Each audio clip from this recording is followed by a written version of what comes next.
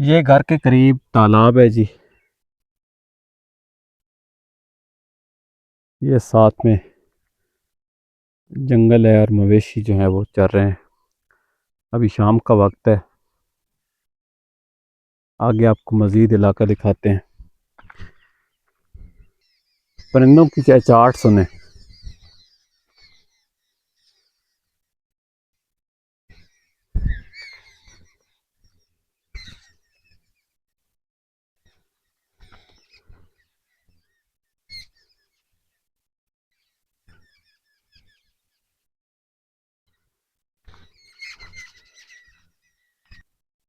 ये इस पहाड़ के ऊपर जंगली जैतून का जो है वो बहुत बड़ा ज़ख़ीरा है। यहाँ पर अगर पेवनकारी की जाए तो बहुत बड़ा ये जैतून का बाग जो है वो यहाँ पे बन सकता है।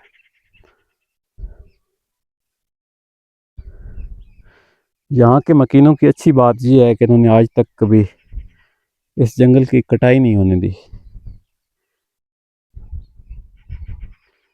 बल्कि कहा जाता है कि एक दफ़ा इनके जो पुराने बुज़ुर्ग थे उनके कुछ दोस्तों ने फरमाइश की कि हमें यहाँ पे, इसको कऊ कहते हैं मकामी ज़बान में, कि इसकी हमें वो काटने दें ताकि वो त्रिंगल वगैरह हम बना सकें, वो जो उंगलियां सी होती हैं। तो इनके बुज़ुर्गों का ये कहना था कि बेशक हमारे हाथ की उंगलियां जो हैं वो आप काट लें, लेकिन ये जो जंगली जैतून है, जो कऊ है, इसके दरख्त हम नहीं काटने देंगे।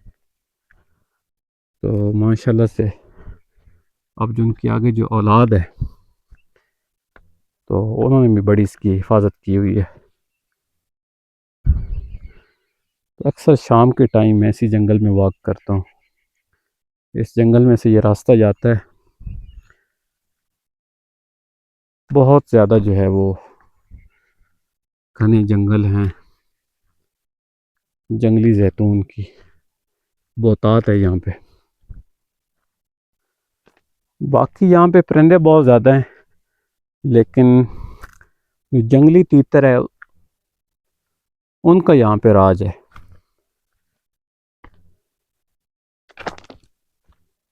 इस जंगल में से जब आप गुजर रहे होते हैं तो जगह जगह से जो काले तीतर हैं वो जो है यहाँ से उड़ना शुरू कर देते हैं।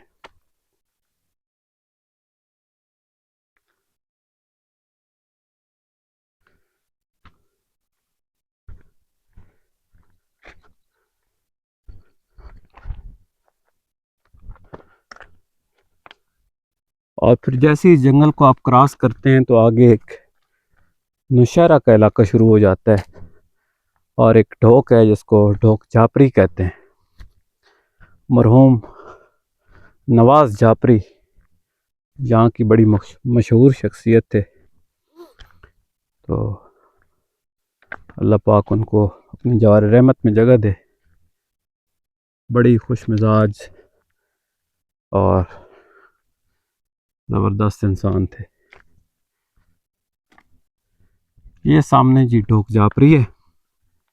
ये नौशहरा की आखिरी ढोक है और यहाँ तक बिजली की सहूलत मौजूद है, लेकिन इसके अकब में जो ढोक भुट्टे वाली है वो लोग अभी भी आजकल के दौर में 2026 में बिजली की सहूलत से महरूम है, लेकिन शायद वो इसी ज़िंदगी में खुश है।